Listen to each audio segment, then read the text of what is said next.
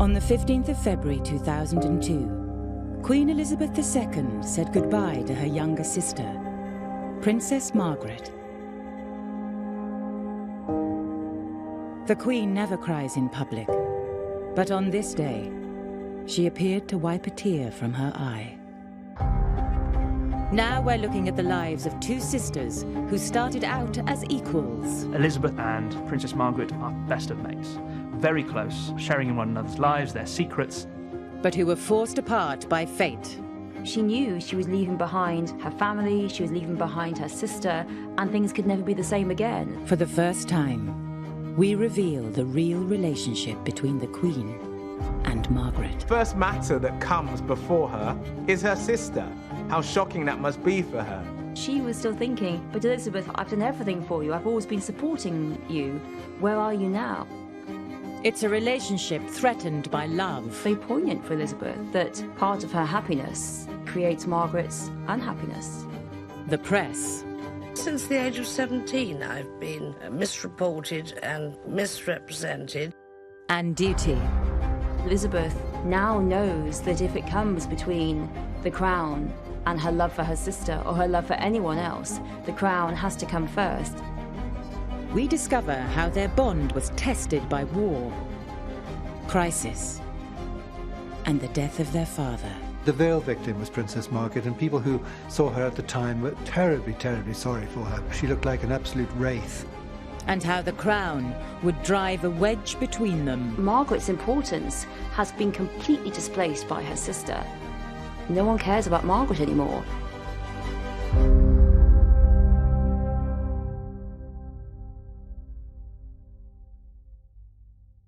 In May 1934, Princess Elizabeth and Princess Margaret made their first public appearance together, and they captured the hearts of the nation.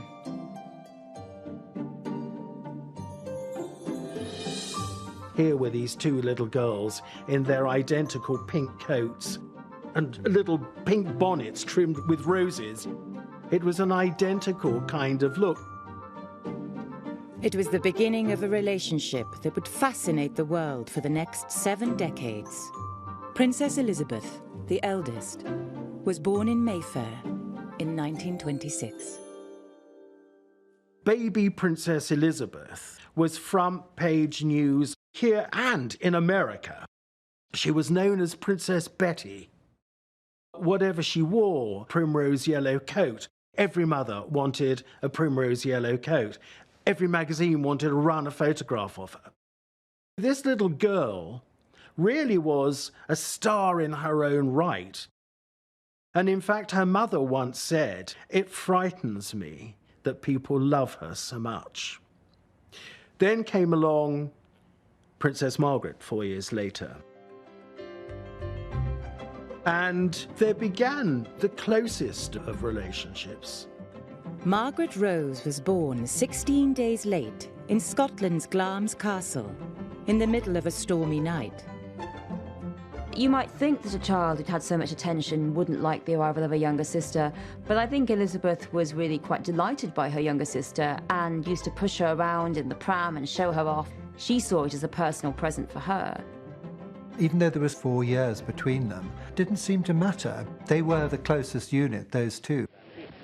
The Duke and Duchess of York attended as stallholders with Princess Elizabeth and little Princess Margaret Rose, who is making almost her first public appearance.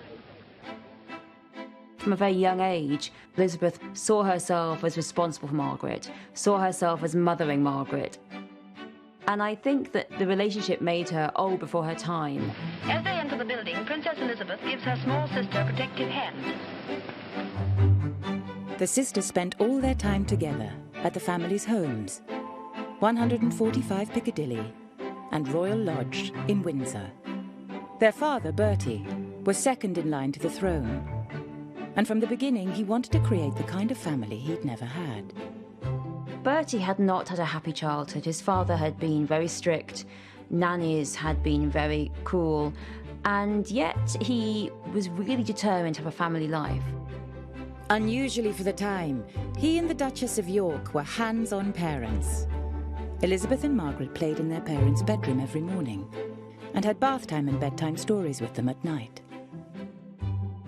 They were the tightest of family units within the broader royal family. They were immensely close. They called themselves we four, us four. That's what they felt, that they were absolutely perfect in themselves, just all they needed. The Duke of York referred to Princess Elizabeth, Lilibet as she was known, as his pride, and Princess Margaret as his joy. Although the sisters were incredibly close, they already had very different personalities. Elizabeth, she was much more self-assured, but shyer and more reserved. Now, on the other hand, Princess Margaret, he couldn't really believe that he produced this little bundle of joy that would come into the dining room, climbing all over him, hugging him, kissing him. Elizabeth played mother, and she was really fabulous to Margaret. She looked out for her and coerced it. Come on, Margaret, we'll do this together. From a picture such as this, you can gauge how the princesses are being brought up in a gentle, unpretentious atmosphere. Margaret Rose, a lively little person of 8, running and jumping over the obstacles in her path, whatever they may be. Elizabeth was more serious, more studious when it came to schoolwork. She was more dutiful. Bertie in particular expected Elizabeth to be very upright, very conscientious, and he let Margaret be the fun one. We know that when Elizabeth was a young girl, she was too methodical. She used to line up her shoes, smooth out everything, and Margaret used to really take the mickey out of her and make Elizabeth laugh at herself. And like most sisters, they sometimes argued. And there'd be fisticuffs. Apparently, Princess Margaret, being shorter, could go in, for the kill with a good bite or something. They were two normal girls, and they had their rivalries and their jealousies. Princess Elizabeth would sometimes say, "Margaret always wants what I want."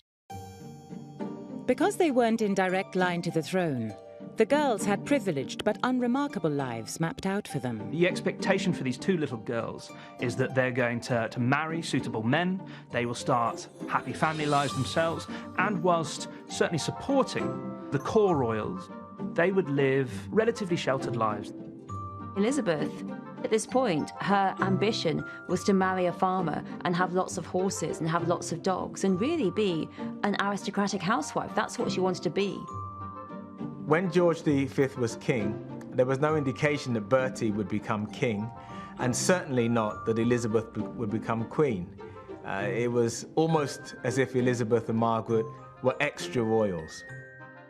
Free from pressure, the sisters came as a pair, and the world loved to see them together. In 1936, the Society photographer Lisa Sheridan photographed the two girls for her book, The Princesses and Their Dogs.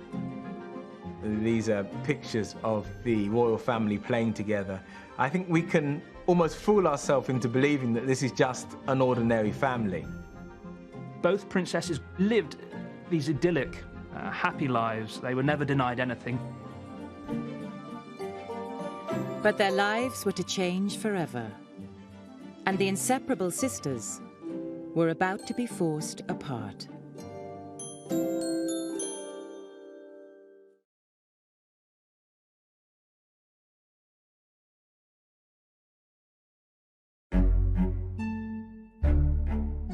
Up to the ages of 11 and 6, Princesses Elizabeth and Margaret lived quietly together.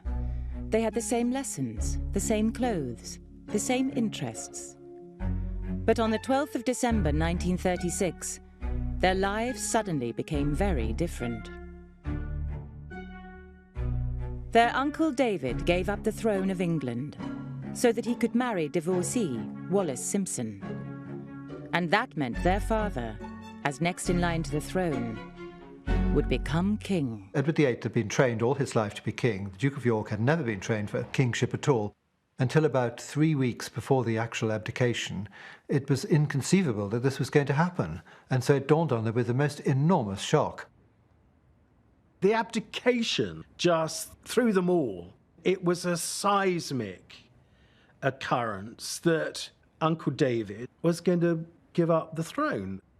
And as Princess Margaret put it to me, because I said to her, "How did you learn about the abdication?" And she said, well, from my sister, who said, Uncle David is going away and Papa's to be king. So I said to her, does that mean you'll be queen? And Princess Elizabeth said, one day. Elizabeth and Margaret's world changed almost overnight. The cataclysmic change from minor royal to major royal, from house to Buckingham Palace, can't be overstated. But it is a huge upheaval in your childhood at the age of 10 for Elizabeth. And already she was a little girl who pushed emotion to the bottom. George VI was very stressed by the job of king. It was difficult, it was stressful. He found it hard, and so their available, devoted father was now changed into someone who was more short-tempered, who wasn't around more. It was really difficult for them. Really, Elizabeth and Margaret had to get on with it, and had to get on with it by themselves. Elizabeth and Margaret supported each other a lot during those early days after the abdication. On the 12th of May 1937, the Duke of York was crowned King George VI, and the two princesses were centre stage. They had little dresses designed for them of white lace trimmed with gold bows. Princess Elizabeth's train was slightly longer than that of Princess Margaret.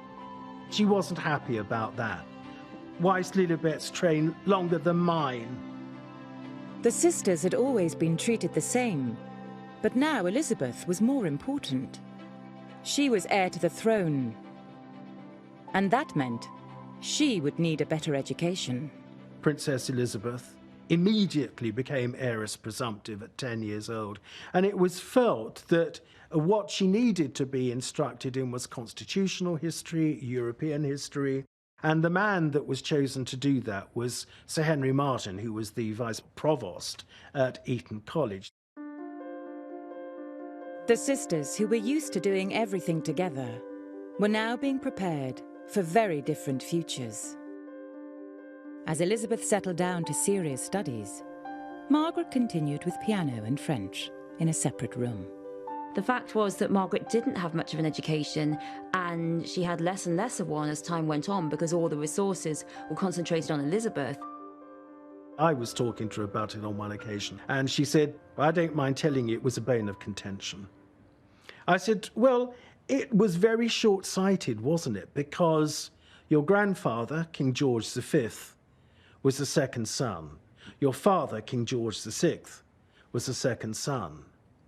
You were a second child, but a heartbeat away from the throne Princess Elizabeth inherited. Yes, I know, she said. It's very short-sighted. We know that Margaret felt a bit left out, and that in later life she takes to educating herself because she feels she's missed out on so much. So there was, I think, a sense that her sister was now getting all of the attention, was getting this greater education, and that she was an afterthought. She was born at the wrong time, because if she'd been born a generation later, she presumably could have insisted on going to university and developing those skills. Margaret did resent her lack of education, and she blamed her mother for it very much. I don't think she ever quite forgave her, to be quite honest.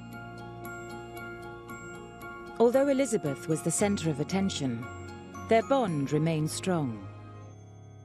There was no resentment between them, absolutely none, but that was really Elizabeth putting her emotional arm around Margaret all the time and making sure that Margaret was included. Elizabeth took care that Margaret wouldn't really notice that perhaps she was spending more time with her father. It's sometimes said that she was very jealous of her sister. Well, I have to say, in all the years that I knew her, I didn't get any indication of that. But that is not to say that there weren't things that Lilibet had that she didn't. So there were things that she would have minded not having, but I don't think it was jealousy as such. Then in 1939, things changed again. War broke out, and suddenly the sisters were thrown together again, as they were shipped off to Windsor Castle, while their parents stayed in London. When the Nazis invaded Belgium and Holland, because they were getting rather close, and we packed for the weekend and stayed for 5 years. When they dug trenches and put up some rather feeble barbed wire.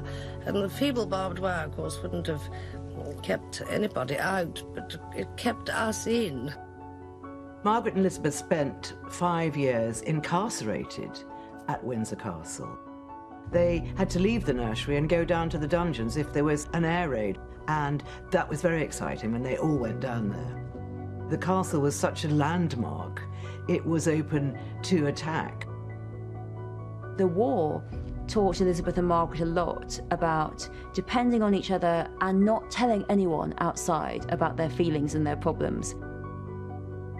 Throughout wartime, the image of the sisters united under the strain of war is key. They evolve from fairy tale princesses of the 1930s to the evacuated princesses of the early 1940s.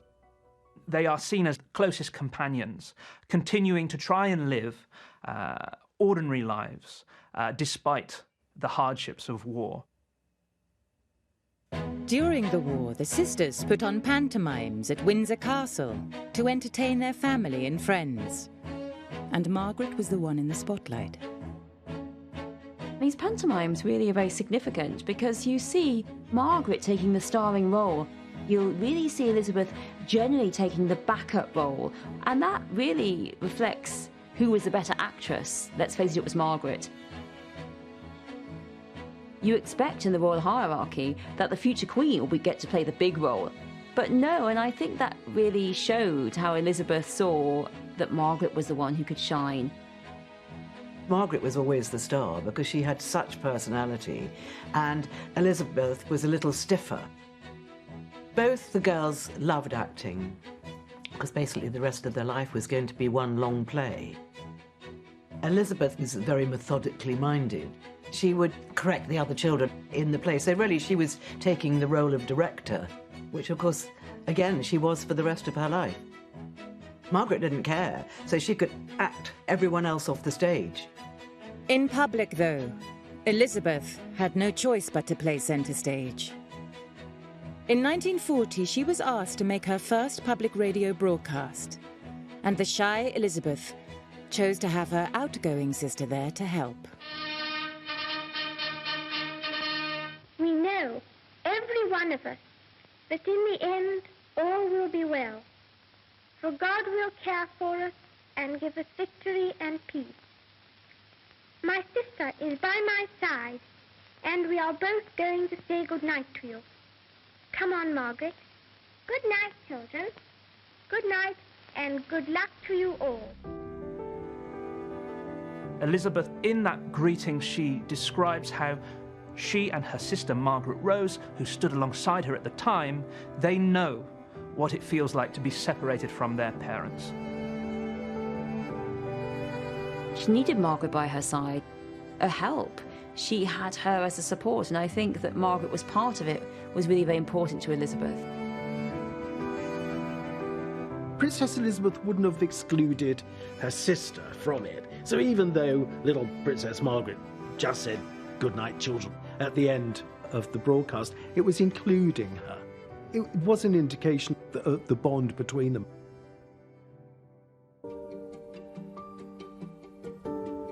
War had made the sisters much closer again. But in 1944, Elizabeth turned 18. Their childhood was coming to an end. Elizabeth, on turning 18 in 1944, she starts to take on more public roles. She's going on public visits alongside her parents. Margaret doesn't join her. At 15, Margaret was left at home in the nursery, while Elizabeth moved into her own suite of rooms and took on more responsibilities. Princess Elizabeth's public image almost changes overnight. From one of two sisters, suddenly, on turning 18, her trajectory transforms completely. She takes on new roles, and there is, I think, a growing separation in terms of the kind of roles that these two princesses are fulfilling. The two different pathways that the princesses are going to move along, they emerge out of the war, and really from the end of the Second World War onwards, we see Elizabeth taking on more and more responsibilities in readiness for becoming queen. But it wasn't just age and a growing sense of duty that was pulling Elizabeth away from Margaret. Elizabeth was in love. And when she fell for exiled Prince Philip Mountbatten, she told her sister all about it. She would have seen it unfolding, and Elizabeth undoubtedly spoke to Margaret about it. You know, I mean, they were that close. There's no way they wouldn't have spoken about it. They were always great confidants. Margaret knew everything about her sister, and her sister knew everything about Margaret. Prince Philip, in some ways, was really very similar to Margaret. He was someone who had a great sense of humour and someone who was something of a rule breaker, and that really was very appealing. Philip was really someone who did, to a large degree, like to break convention like Margaret. And in the early courtship of Elizabeth and Philip, she, of course, was constantly escorted by Margaret. Margaret escorted them in the nursery when he came round to visit. Margaret escorted them out, because you can't go without an escort. So Margaret became a third wheel, really. But it wasn't a unfortunate third wheel. Margaret didn't feel like she was stuck there. Actually, it became quite a good friendship, and Philip enjoyed Margaret's company, and it was really quite a fun threesome to go out on the town with. It's interesting that Elizabeth, so dutiful, so responsible, fell for someone who was rather like Margaret. To begin with, Philip joined Margaret and Elizabeth's close relationship. Three of them made quite a good little team, and Margaret was always there. But Philip didn't seem to mind at all, and he was a very sophisticated young man, and yet he was sort of almost playing ball games with these two princesses. But as Elizabeth spent more and more time with Philip, she started to pull away from her sister. Initially, when Philip was courting Elizabeth, Margaret was always there. But as it got more and more serious, it became increasingly clear to Margaret that she would be left out. And it wasn't just Margaret that she was pulling away from. In a funny way, the only time the Queen has actually really operated in a totally independent way, which might not have been the first way that her parents wanted her to, was by choosing Prince Philip. It was a very, very good choice. But they were nervous about him, and they thought he would be a modernizer. Well, he was. No one expected Elizabeth to have an independent mind of her own. They thought she'd go on being their princess forever and ever. The idea that just as a young woman she'd say, no, I want to marry him, that was really a shock.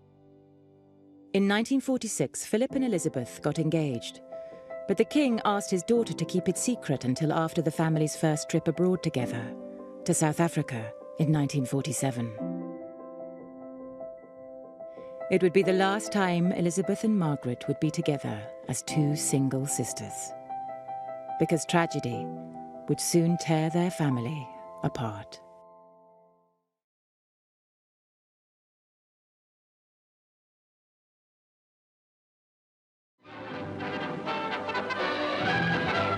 Between two lines of warships, led by Duke of York and Nelson, the Vanguard steamed her course while ship after ship saluted the king and his family as they passed.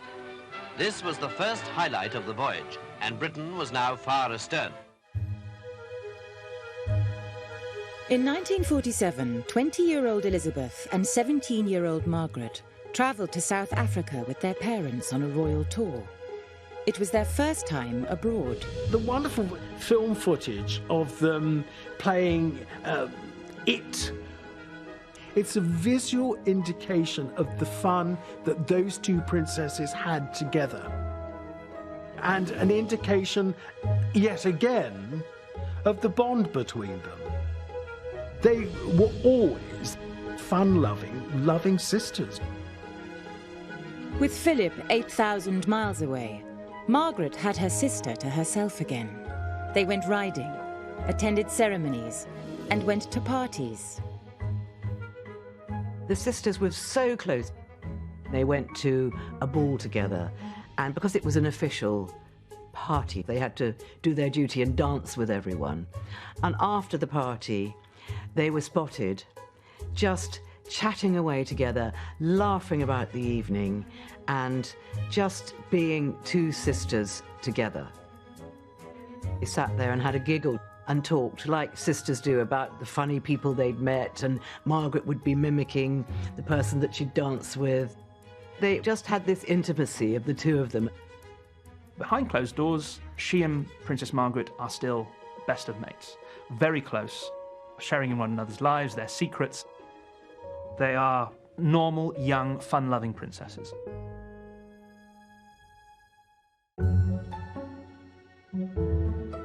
But although they were together again, there was no escaping the reality of the very different directions their lives were taking.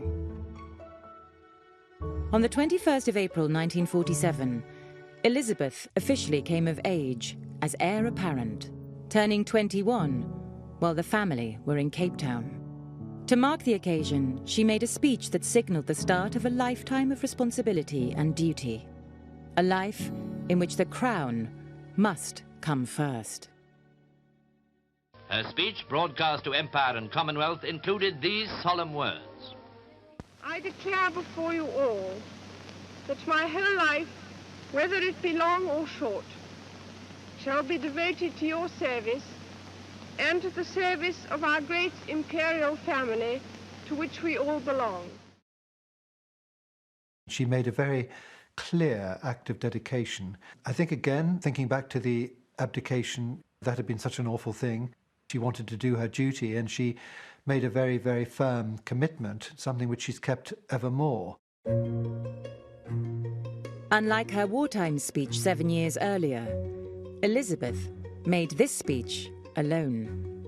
Princess Margaret, whereas in 1940 she had stood alongside her older sister at the time that she was giving the wartime broadcast, now Margaret is very much in the background. These are two girls now living very different lives. Elizabeth has reached adulthood. Margaret is only a teenager. She hasn't reached the same level yet, and she isn't engaging in the same way. But Princess Margaret would have been listening to that 21st birthday broadcast. Princess Elizabeth dedicated herself to the service of the nation and the Commonwealth. To Princess Margaret, that would have been a brilliant speech, a wonderful speech that she would have admired, and she would have admired her sister for it. This was the beginning of part of the huge responsibilities that her sister was going to have to face, and Margaret was not going to have to sit there and make speeches and do all those kind of things that she would have thought was really boring. But her sister was going to have to do it, and I think it probably made Margaret feel extremely glad that you know, she was the younger sister, and that she could have the fun but without the responsibility. Margaret's carefree attitude shows in a letter she sent to their governess, Marion Crawford, known as Crawfie. Crawfie wrote to tell them a bad storm had hit Britain when they were away. Margaret wrote back describing the fun they were having.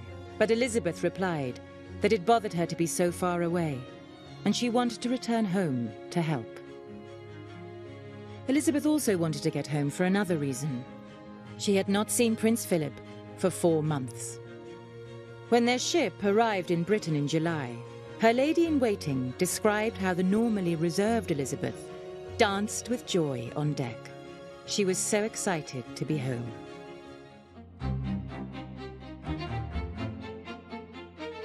On the 10th of July 1947, Elizabeth and Philip's secret engagement was finally revealed. The heart of the world is thrilled by the prospect of one royal wedding with a genuine aura of romance. The heiress to the throne and her future husband met the British people. The King looking particularly happy, the Queen and Princess Margaret joined the young couple. For their whole lives, the public's focus had been on Elizabeth and Margaret. But now, it was on Elizabeth and Philip, and Margaret was in the background. There was a mixture of jealousy. Margaret always wanted to be centre of attention. The fact that her sister's attentions were now diverted elsewhere towards this young Greek prince, I think, was a little bit confusing. I think it was hard for Elizabeth as well, because although she was swept up in the excitement of romance and love and Philip, also she knew she was leaving behind her family, she was leaving behind her sister, and things could never be the same again. So the old unity of Elizabeth and Margaret was broken, and now it was Elizabeth and Philip, and Margaret was on her own.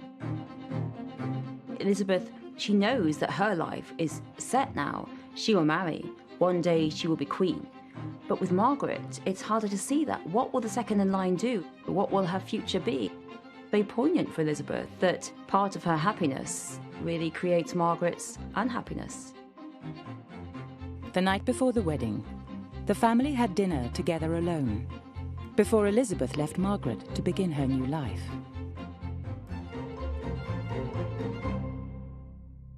Thousands had assembled overnight, others had arrived at dawn, all eagerly waiting to see and to cheer the royal processions on this day of their own princess's marriage. And at Kensington Palace, His Royal Highness the Duke of Edinburgh, with the Marquis of Milford Haven, his best man, checked the time for the start of his drive.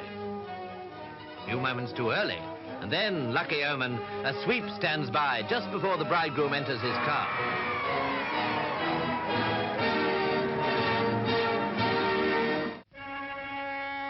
The royal wedding took place on the 20th of November 1947 in Westminster Abbey. Margaret was chief bridesmaid.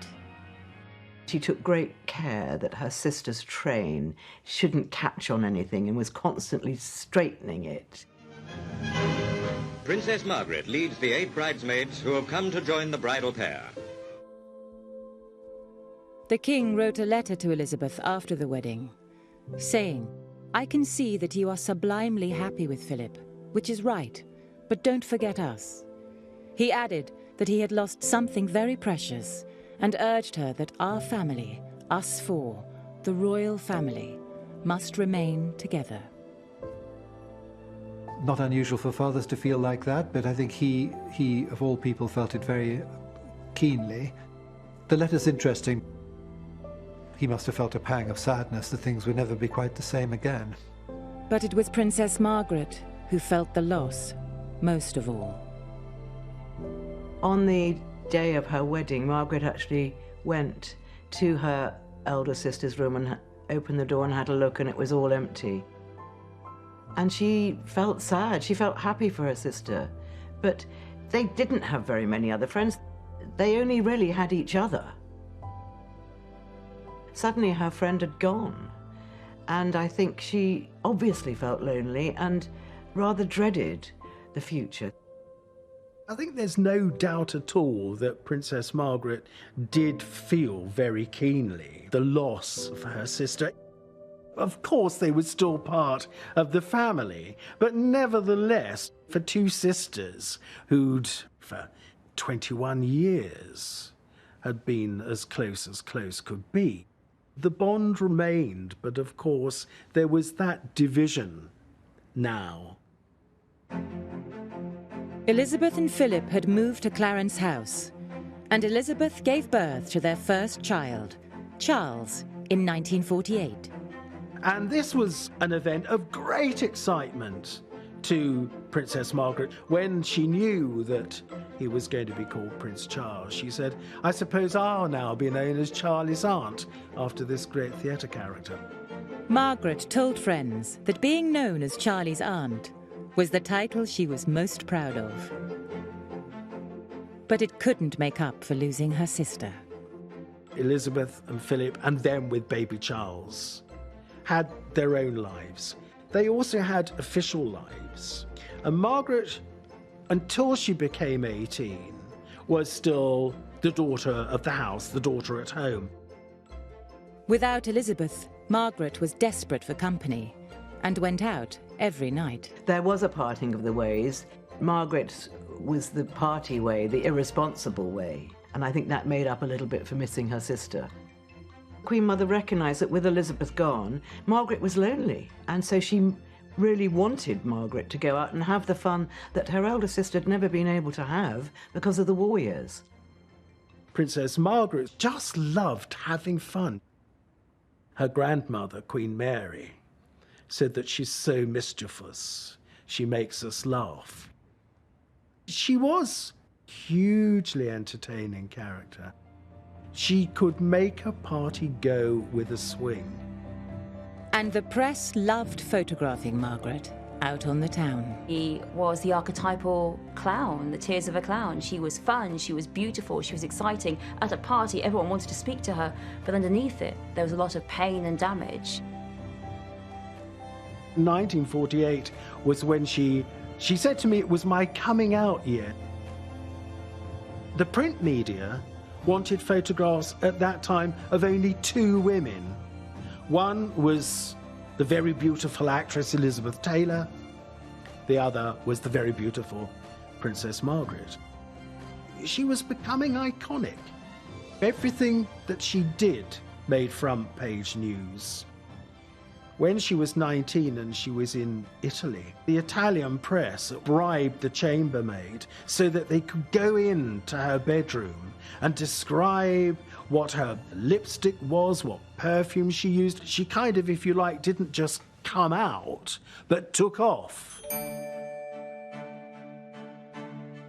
The press obsession with single, glamorous Margaret allowed Elizabeth to slip away to enjoy the quiet married life she'd always dreamed of, joining Philip on his new naval posting in Malta.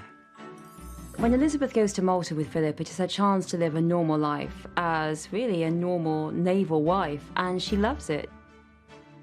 It's really a time that she looks back on as one of the happiest times of her life, that she can just be a naval wife. She has this idyllic world.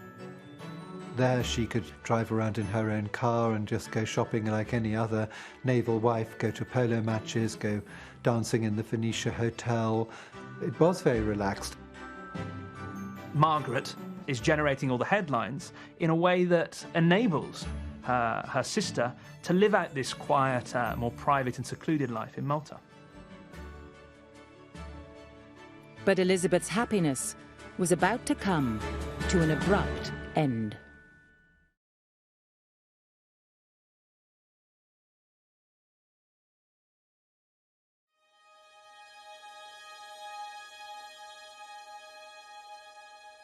King George's health was declining. Both his daughters stood in for him more and more on royal duties. And in 1952, Elizabeth and Philip rushed back from Malta to take the King and Queen's place on a royal tour of the Commonwealth. The King and Queen and Princess Margaret and others saw Princess Elizabeth and Prince Philip off on the plane. Those images are the last images that we, the general public, see of the King. He didn't look well, and yet they can't have been expecting him to die as quickly, otherwise I don't think they would have sent Princess Elizabeth off on such a long tour. But it must have passed through their minds that they wouldn't see each other again, so those images are very poignant. A very warm-hearted reception had been prepared for Princess Elizabeth and the Duke of Edinburgh. And there was a special reception for school children on the lawns of Government House. The Princess and the Duke, driving slowly round so that all the 12,000 children could see them, received a tremendous welcome. On the 5th of February 1952, Margaret was home with her parents at Sandringham. They'd been out, they'd come back, they'd had dinner, and everything was absolutely fine. Joking, laughing, having a lovely evening. And then the King retired to bed. And sometime during the early hours of the next day, the 6th of February, he died in his sleep. Nobody knows what time.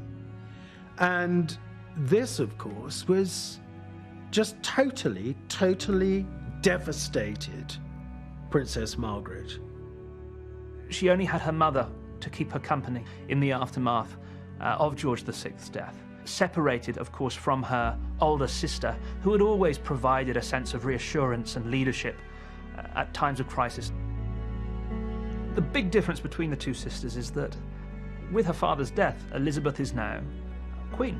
And with that role comes the business of queenship, duty, service, and public engagements. She has new roles to fulfill in the absence of her father.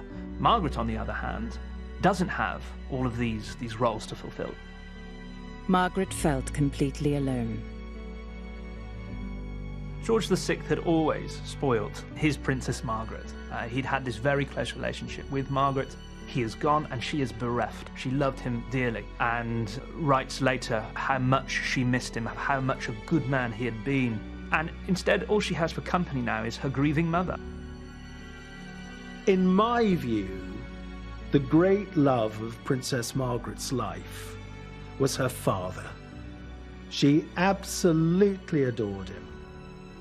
And his death, you know, bear in mind, she was only 21 years old. Just absolutely floored her. She was devastated. But Margaret, through this whole period, was actually very much on her own. She was very much alone. And Princess Elizabeth, who of course had instantly become queen, was very much aware of this. She wrote to a friend saying that I have a husband, I have children, I have a job to do. But for my mother and sister, they will find it terribly lonely. It's really very difficult for Margaret and for the Queen Mother. All of a sudden, they're not important anymore. They were always the royal family. Now they're not. Now they're just also Rans, and it's the Queen and Philip who are important. Margaret's importance has been completely displaced by her sister, and it's hard for Elizabeth to see her sister suddenly being sidelined. No one cares about Margaret anymore. All attention is on the Queen, Philip, Charles and Anne. The King's death was the greatest tragedy in Princess Margaret's life. She lost her mainstay, a father who adored her. She wept bitterly and couldn't sleep until prescribed sedatives. She described feeling like she was in a black hole and tunnel-visioned. We were having lunch on one occasion, and she did say to me, "Oh, Christopher, I do wish you'd met my father." Even as an adult, she would still ask, why did he have to die so young? And she could get very emotional about it. She really could. Margaret actually went to pieces, and she was totally in shock. She really didn't believe that he was going to die.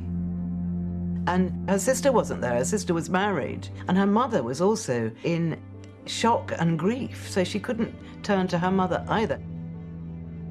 And for Margaret, her father's death had another very immediate impact on her day-to-day life. The veil victim was Princess Margaret, and people who saw her at the time were terribly, terribly sorry for her. She looked like an absolute wraith. Suddenly she'd lost everything. She would, of course, come to Windsor, Balmoral and Sandringham again, but now as a guest. These had been her homes before, and of course in due course she would move out of Buckingham Palace and move into Clarence House with the Queen Mother from early 53 through till 1960. It was not actually the best arrangement for her at all. For Elizabeth, it is different. She is above all the Queen, and she has the crown, and that takes precedence. And Elizabeth, who has always been the image of duty, now knows that if it comes between the crown and her love for her sister or her love for anyone else, the crown has to come first. Margaret was no longer just Elizabeth's sister. She was also her subject. And on the 2nd of June 1953, the nation was gripped as 27-year-old Elizabeth Windsor was crowned at Westminster Abbey. This is the biggest moment of her life. Not only are all the world's eyes trained on her at the centre of Westminster Abbey, she's also got her family staring down at her. And in the front row is her younger sister, Princess Margaret. I think Princess Margaret would have been aware that this was a hugely significant moment in her sister's life where she almost became another being. The moment of anointing, the moment of consecrating. It took her to another level, elevated her above all people. At the moment of the coronation, Elizabeth becomes divine. she actually grows another body. And this divine body is not the sister of Margaret. It is the Queen. It is head of state. Lady Glenconnor, one of the maids of honour at the coronation, said to Margaret afterwards, "You looked a bit sad." And she said, "Of course I'm sad. I'm losing my sister." Margaret stood alongside her mother. She must have thought to herself, this is what the new order looks like. Over 20 million people around the world watched the coronation as Elizabeth became the most famous woman on earth. Elizabeth, crowned the head of a great family of nations. Long may she reign.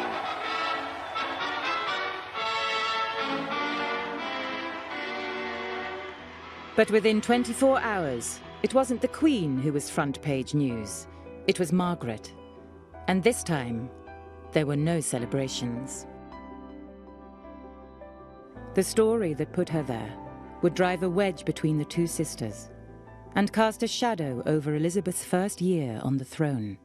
So in the lead up to the coronation in 1953, there are already rumours in Fleet Street amongst newspaper editors and journalists that Princess Margaret is romantically involved with a divorced man. And if you like, the journalists are looking for an opportunity to tell this story. The man was Group Captain Peter Townsend. And at the coronation, the press got the opportunity they'd been waiting for. In an act of complete spontaneity, she went up to him and brushed her white-gloved hand over his lapel. This was an act of such intimacy that it had been picked up by journalists. That one act made headline news in the foreign press, almost eclipsing the coronation itself. And that was the start of it. But while it may have been the start of it in public, in private, the romance had been going on for almost a year. Elizabeth had known about it, and so far hadn't stopped it. Peter Townsend had worked for their father and was a trusted member of the royal household. He was a famous Battle of Britain war hero. Everybody liked him. He was an incredibly nice man. I mean, I was lucky enough to know him a little bit in later life. He's a very gentle character, very courteous. But there was a major problem Elizabeth was wrestling with. Townsend was a divorcee. The very fact she was on the throne at all was because her uncle Edward VIII had been forced to abdicate, to marry a divorcee. This, of course, put the Queen in a very difficult situation. She's now head of the family. She is temporal governor of the Church of England, a church that does not approve of divorce.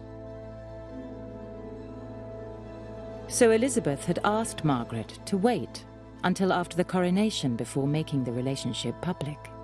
She was quietly hoping the love affair would have cooled off by then.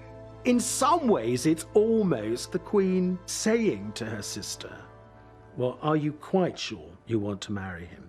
By having this year's gap, if you like, it might fizzle out.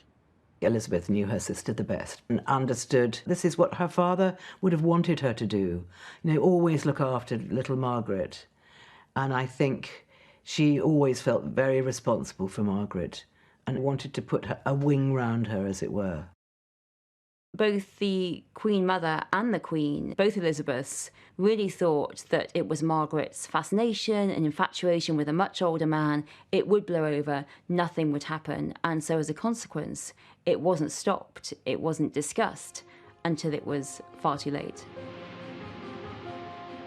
Now the secret was out.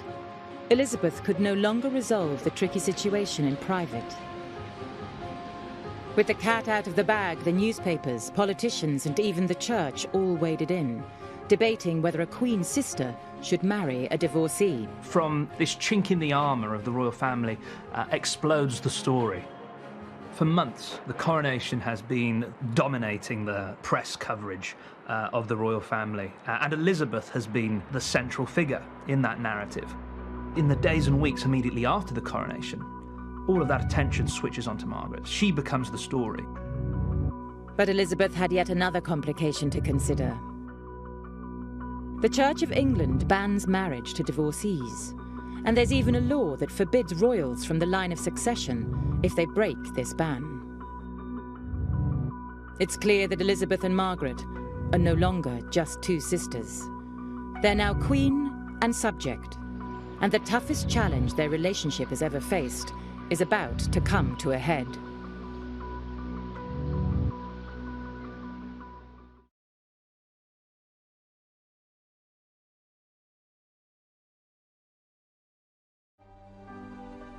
Since childhood, Elizabeth and Margaret had been a perfect pair, but now Elizabeth was queen, everything was different. She could no longer give Margaret advice and support just as a big sister. Their relationship became subject to the law. Many of us are blocked from what we want in life, but it's very infrequently we feel necessarily it's our sibling that blocks us from this. The Royal Marriages Act says if you're in line to the throne, you must have the monarch's permission to marry, until you're 25. Margaret was 23. To marry Group Captain Townsend, she would need her sister to agree, and that would mean Elizabeth going against the teaching of the church that she was head of. The whole thing about the Queen is that she's so uncomplicated as a personality, as a character. She couldn't understand why her sister had to go and fall in love with a married man. You know, she just flummoxed, really. Elizabeth may have been puzzled by Margaret's choice, but she desperately wanted her sister to be happy. But now, as queen, it wasn't just the church she had to listen to, it was also the government.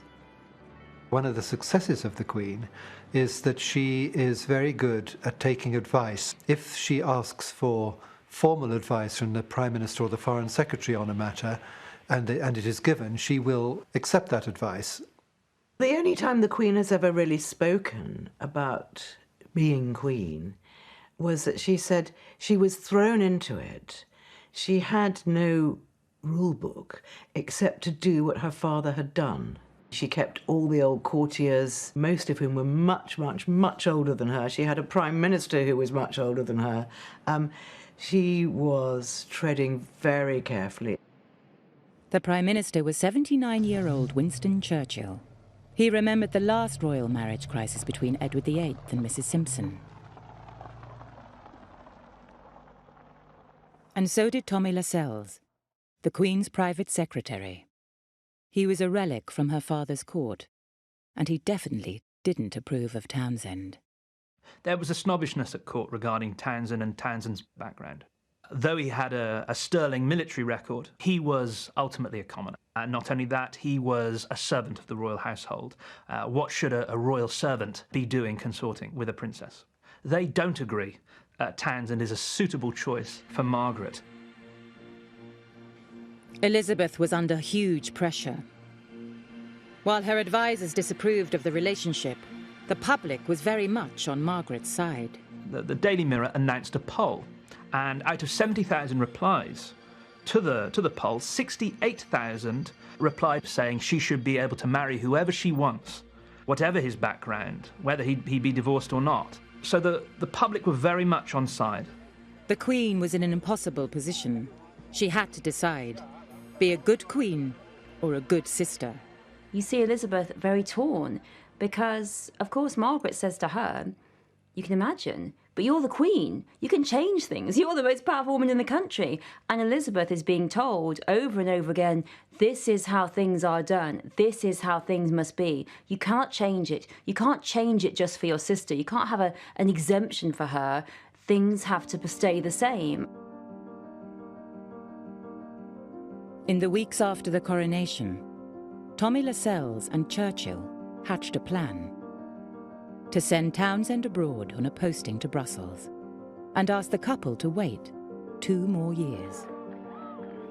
In the meantime, the Queen Mother and Princess Margaret are going off on an official visit to East Africa. What they do is to get rid of him 2 days before the Queen Mother and Princess Margaret come back to London. And Princess Margaret really minded that.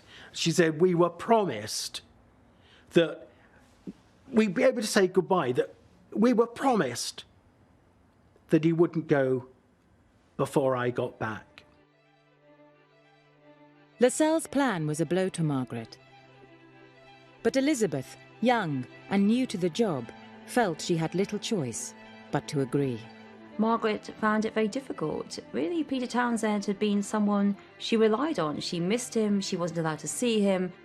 For Elizabeth, the relationship of the sisterhood had been superseded by the crown. But for Margaret, the relationship with the sisterhood was still paramount. So she was still thinking, but Elizabeth, you're my sister. I've done everything for you. I've always been supporting you. Where are you now?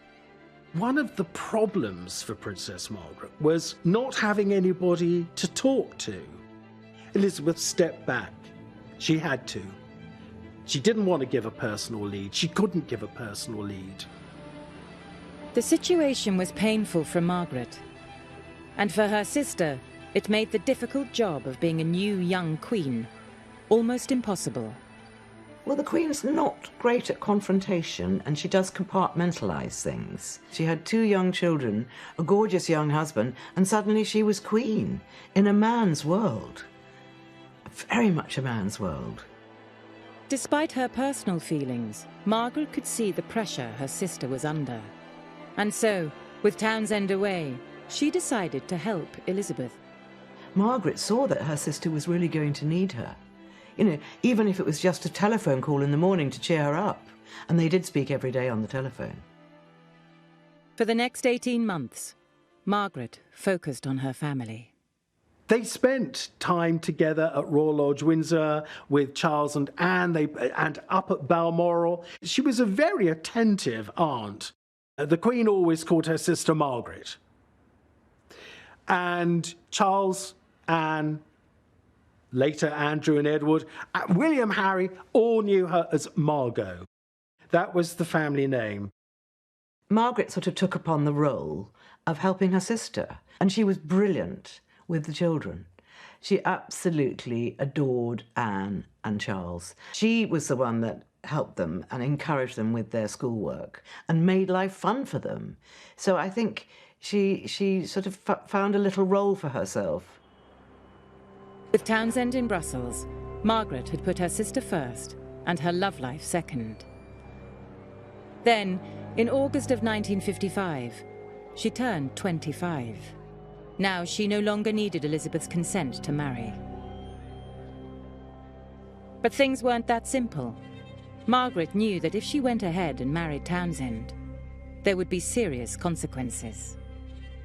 If she decided that she and Townsend were still going to marry, the only option would have been a civil marriage. And at that time, she would have lost her civil list income.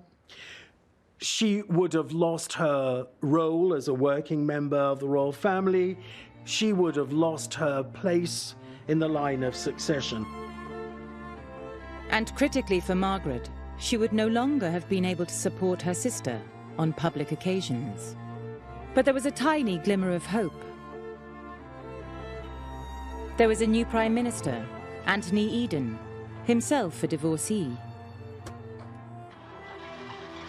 That summer he visited Balmoral, and Margaret's problem was one of the main subjects he discussed with the Queen. As Elizabeth and the Prime Minister wrestled with the issue, Margaret herself wrote to Eden. And she said there would be a lot of speculation about Peter Townsend, and she said he would be coming back on leave in October, and she hoped to see him. And she said, it's only by seeing him that I can decide whether I can marry him or not. On the 12th of October 1955, Townsend returned to Britain. The tabloid journalists and photographers are following him everywhere. There's great speculation as to what it was they were talking about. What were Margaret and Townsend discussing? Was it a future together, or was it a breakup? Over the days that followed, Margaret continued her royal duties. On the 21st of October, she watched her sister unveil a new statue of their father. In her speech, Elizabeth II describes how George VI, despite personal reservations when he became monarch, threw himself into the role and did his duty and put duty ahead of personal gratification. Now, one way of reading that speech is as a pointed criticism of Margaret and the fact that she was weighing up whether to do her duty or whether to put personal gratification first. 10 days after Townsend returned, the sisters met at Windsor with the rest of the family for a crisis conference. It could well be that she realised what the full implications might be, and the Queen Mother evidently said, and one thing they haven't thought about is where they might live. To which Prince Philip very curtly said, well, it is still possible to buy a house, you know. And the Queen Mother, in high dudgeon, got up and left the room, slamming the door after her. It was crunch time. Margaret realised by marrying Townsend, it would put a divorcee at the heart of the family and damage her sister's reputation. She had to be sure of her feelings before she made her decision. 2 days later, Margaret returned to London for a critical meeting with Peter Townsend. She's got the doubts that the feeling isn't as strong as it was, and that was undoubtedly on both sides. You can picture the scene where they both say, look, love you very much, but it's not strong enough anymore. A week later, Townsend left London, and Margaret released a statement ending months of speculation. She reaffirmed her commitment to her role as Princess Margaret, as someone who wanted to be part of the royal family. She made clear that duty was all and that personal desire had to come second. Princess Margaret had been brought up to be a princess and a working princess. It's a lot to give up. I think other members of the royal family have found this to their cost, and still do. In the end, Margaret making the decision to not marry Townsend, to stay single, took the heat off Elizabeth. She did what everyone wanted her to do, and she had always been the girl who did what everyone told her not to do. She'd always been the one who'd broken the rules, who disobeyed. And now, really, she played the Elizabeth role, and she did it to save the monarchy and save her sister's face. Margaret had come to the decision that sitting next to her sister, not Townsend, was where she wanted to be. And a year later, in November 1956, when Queen Elizabeth opened Parliament, that was exactly where she was. Philip was away, and Elizabeth was accompanied by Margaret, and that sent a very powerful message, this really important moment of the monarch, that you are at the state opening of Parliament. And Elizabeth is saying very clearly to everyone, despite the Townsend affair, Margaret and my relationship is exactly the same. Both sisters had put duty first. There's always an idea that the Townsend relationship caused some kind of rift. I mean, I was told by a former private secretary to the Queen that from the Queen's official point of view, she would have wanted this over and done with, whichever way it was going to be, just get on with it. But it did not cause a rift, so far as I'm aware, between the two sisters. But it was a lesson to them both. Now Elizabeth was queen, it would affect both their lives. Nothing Margaret did was private anymore. With the Townsend affair behind them, the late 1950s saw Queen Elizabeth on a whirlwind of official engagements, tours, and receiving lines as she began to find her feet as queen, sometimes with Margaret by her side. Princess Margaret, meanwhile, had more freedom, time for more than just royal duties, and the papers loved her for it. They were filled with stories of her parties and evenings with fashionable friends. But despite her sister's glamorous life, Elizabeth was worried. Margaret was still single. I think that Elizabeth had this dread that if Margaret didn't get married, it might be too late, or the men might marry someone else. The Townsend affair had left its mark. But who should Margaret marry? By now, she was almost 30. She had to find somebody. When it came to potential bridegrooms, there was an awful lot of media speculation about who would Princess Margaret marry. Would it be Sonny Blandford, the Marquis of Blandford, the heir to the Duke of Marlborough? Would it be Johnny Dalkeith, the Earl of Dalkeith, the heir to the Duke of Buccleuch? You know, one of these very grand aristocratic marriages. But it wasn't a prince, duke or earl that caught Margaret's eye. It was a good-looking society photographer and designer, and his name was Tony Armstrong-Jones. At first, the relationship was a secret, even from her sister. He is everything that sort of goes against royal protocol. He is extremely fun-loving, he is a bohemian. He's had reportedly relationships with men and women by this point. He's something of a Lothario. He's a real hit with his friends, and he lives a sort of a seedy life on the edges of proper society. He's very much of the 60s, and this is very different. This is a very brave move on the part of Princess Margaret. Margaret's last relationship almost caused a constitutional crisis. How would the world react to her new lover? And most importantly, would her sister approve? After the scandal of her last affair, Margaret hoped her sister would approve of Anthony Armstrong-Jones. He was an unconventional, even shocking choice for a princess. But he wasn't divorced, and Elizabeth knew her government couldn't object. Above all, she could see he made her sister happy.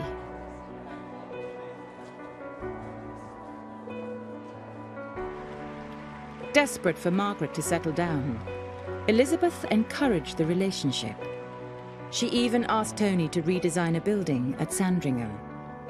And when Tony delivered the design, it was the perfect opportunity to ask permission to marry her sister. The princess said, "Can you imagine what the footman must have thought?" Because the Queen pressed the button for her page and said, "Please ask Mr. Armstrong-Jones to bring in his model."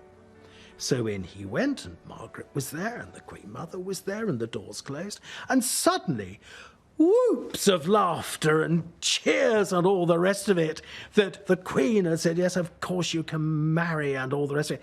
What must the footman have thought that Mr. Armstrong-Jones just bringing in his model? I think Elizabeth and the royal family were really quite pleased by Tony. The royal family felt that all their guilt over the Townsend affair could be washed over, because here was the number one, here was Mr. Right. This seemed to really say to everyone, you all made the right decision around the Townsend affair. Elizabeth was happy for her sister. And Margaret and her new husband soon became the toast of the town. Princess Margaret and Tony Armstrong-Jones, who then became Earl of Snowdon, of course, were the royal family's, the monarchy's golden couple.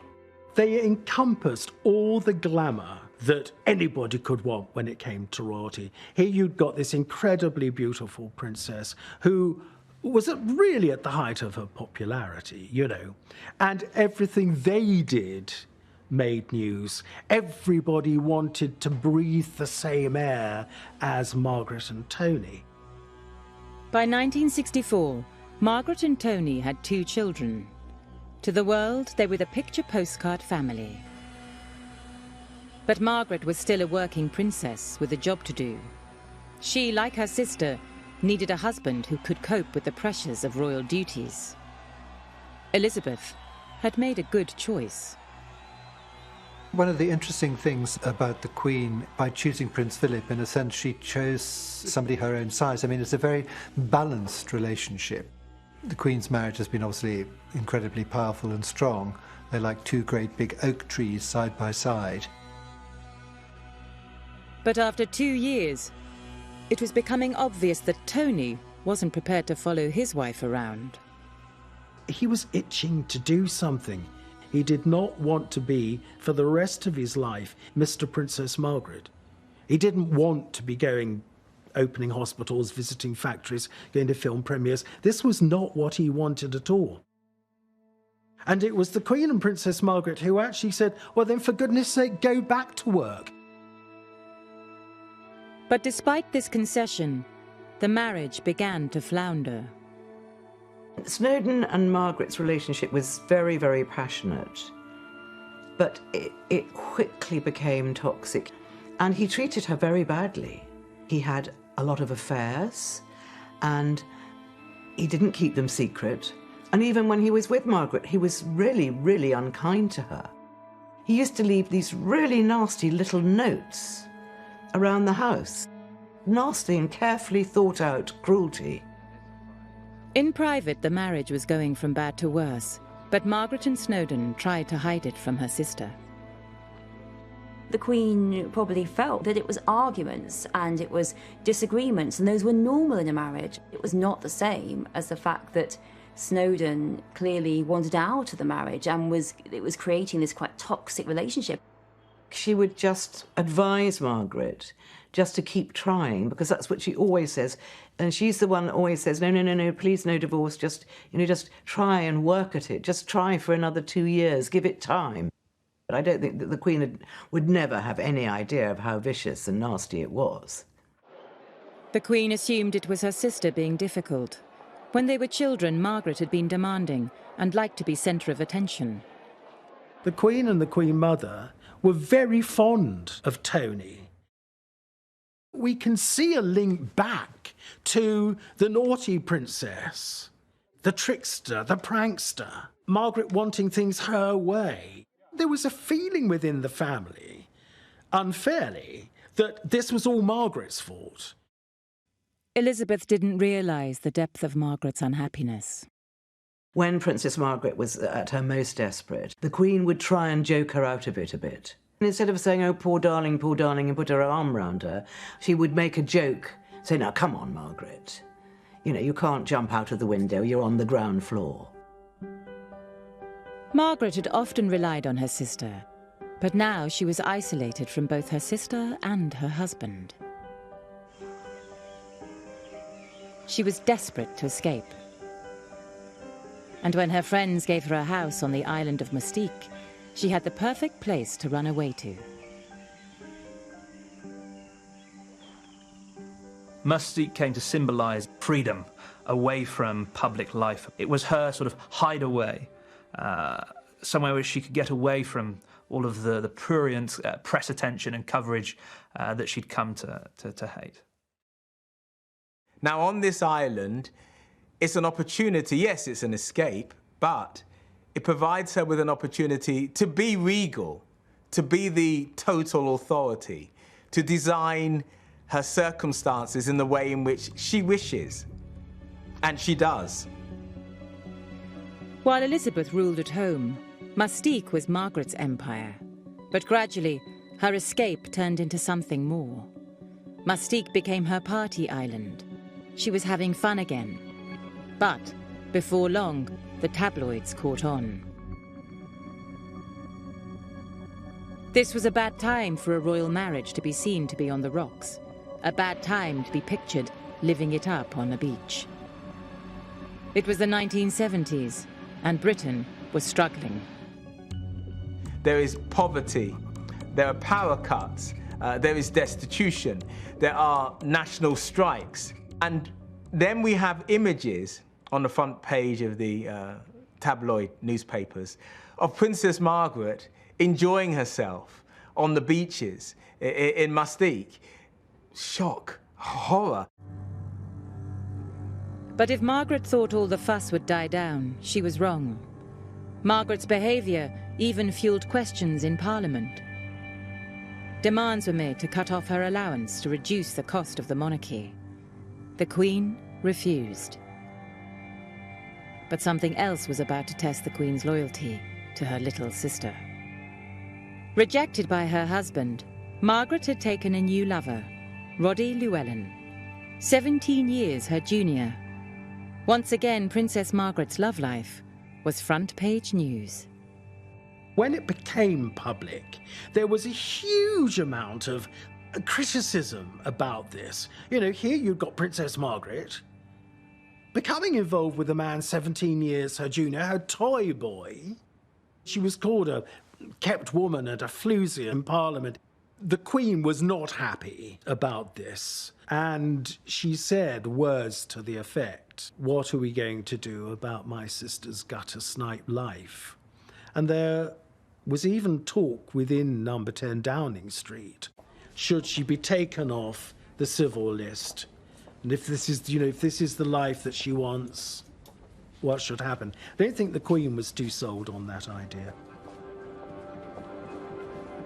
But even Elizabeth felt her sister had gone too far. Her lifestyle was threatening the reputation of the royal family. She decided enough was enough.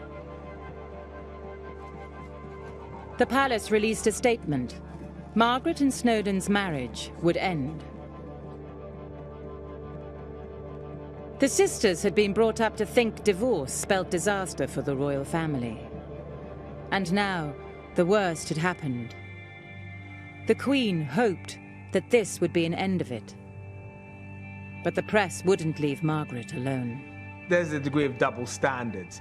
If it had been an older man with a younger woman, he would have been on the front page and perhaps paraded for his virility.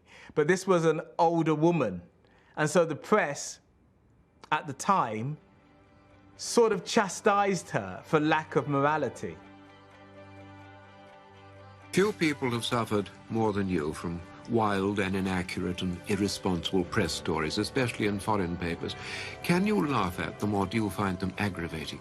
I find them extremely aggravating. I think since the age of 17 I've been misreported and misrepresented. They're not worth denying, really, because they're usually inaccurate. For decades, the press had been obsessed with Margaret's private life, and it had often caused tension between her and her sister. Now, as she entered her 50s, Margaret had a tough choice to make. Would she choose happiness in her private life, or would she again give it up for her sister and the crown?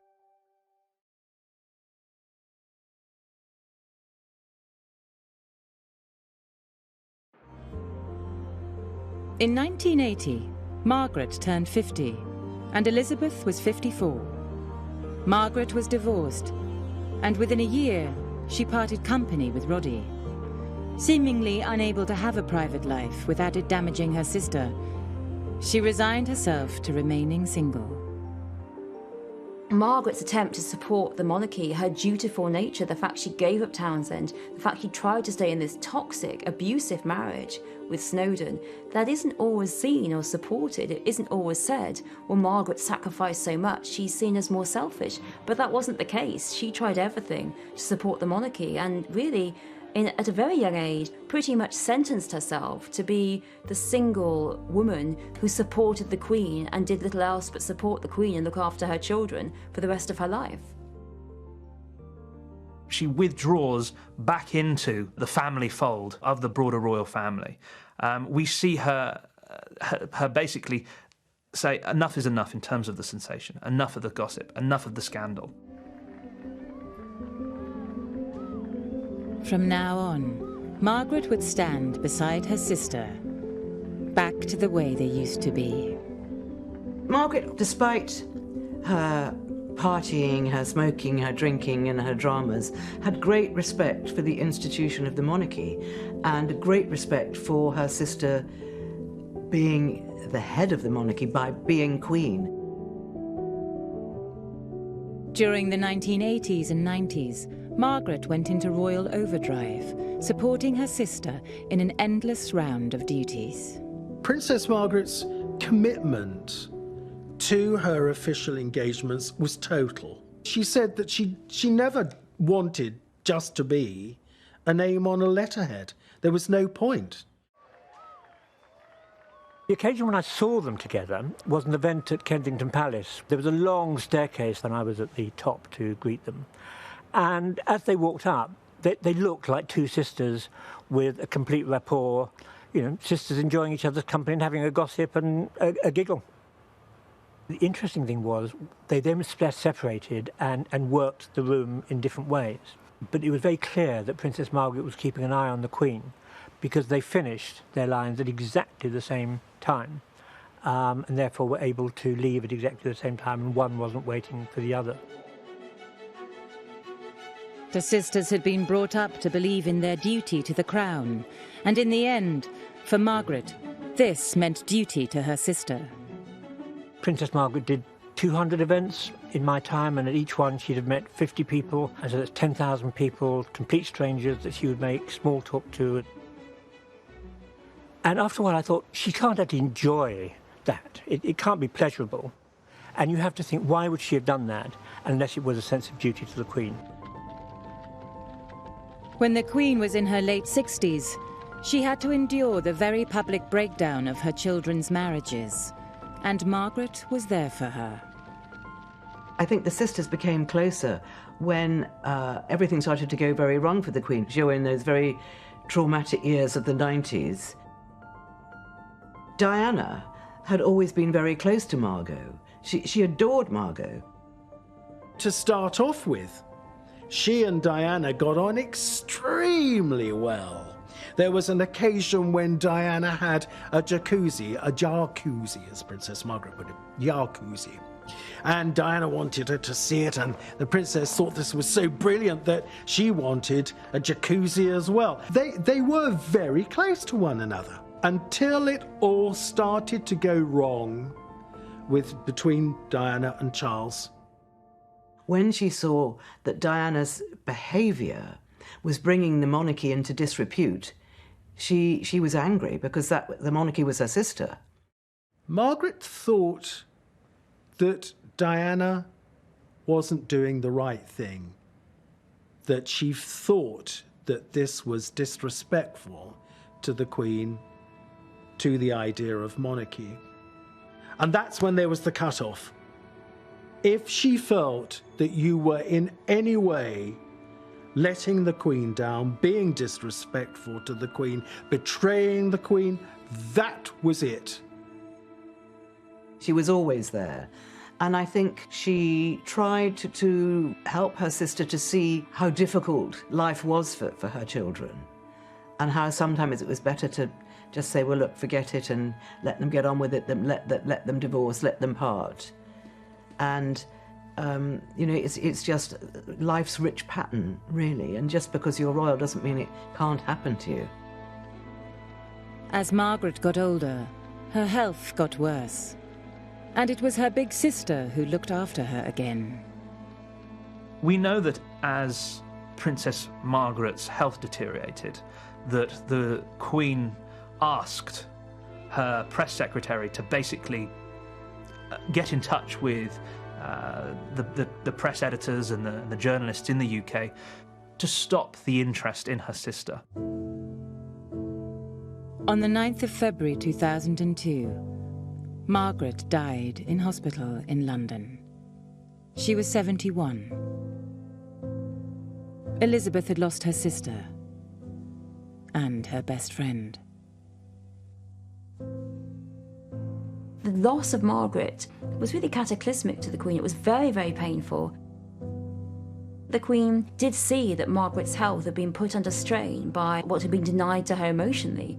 It's a very lonely place, being sat atop a throne, and to have a companion, to have a confidant who you can confide in and who you can tell your secrets to, and who shares in that life with you, I think was extremely important to both women. Even after her death, the press still painted Margaret as a rebellious, chain-smoking partygoer. But the truth is, much of her life was a dutiful one. By the time of her death, she'd been patron of 42 charities and had carried out 99 official visits overseas and thousands of royal engagements. Above all, she stood by Elizabeth, supporting her all her life. When we look back at the princesses' lives together, we could say that Margaret did end up sacrificing quite a lot. In some cases, she had given up something that she had wanted to maintain the strength of the monarchy and her sister's reign. Margaret didn't choose to sacrifice all for the crown because she loved the crown above all. She chose it because she loved her sister above all. She wasn't sacrificing for the crown, she was sacrificing for her sister. It was an unbreakable bond in a way that is probably difficult for anyone outside the royal family to understand, because their life is so unique and so different and basically so dedicated to duty and in a way destroyed by the fact that they're always on public show. So only Margaret would really know how that felt.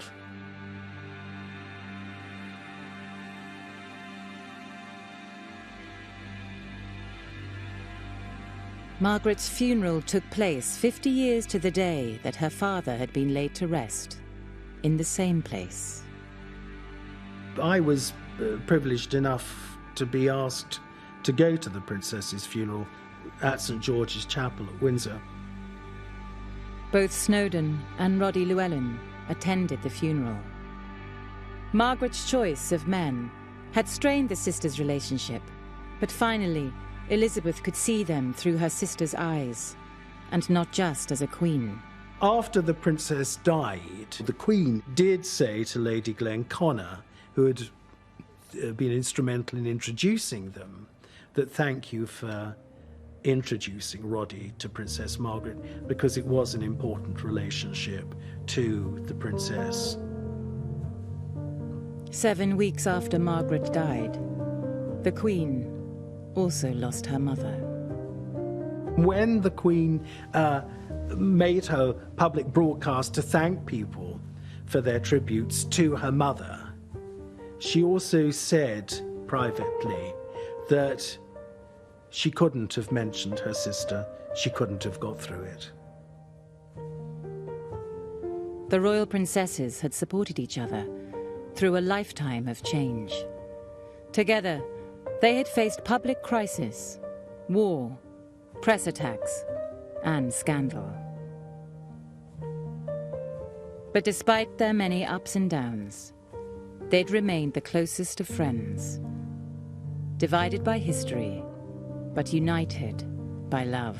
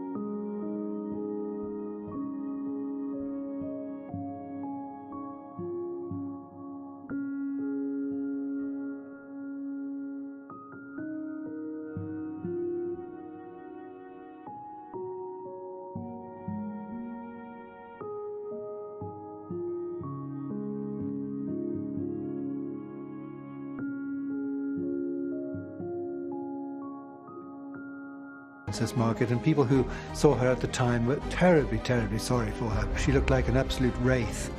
And how the crown would drive a wedge between them. Margaret's importance has been completely displaced by her sister.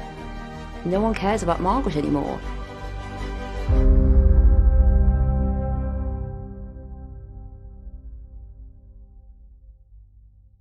In May 1934, Princess Elizabeth and Princess Margaret made their first public appearance together, and they captured the hearts of the nation.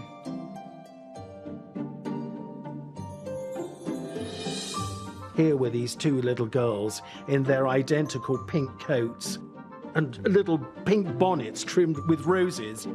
It was an identical kind of look.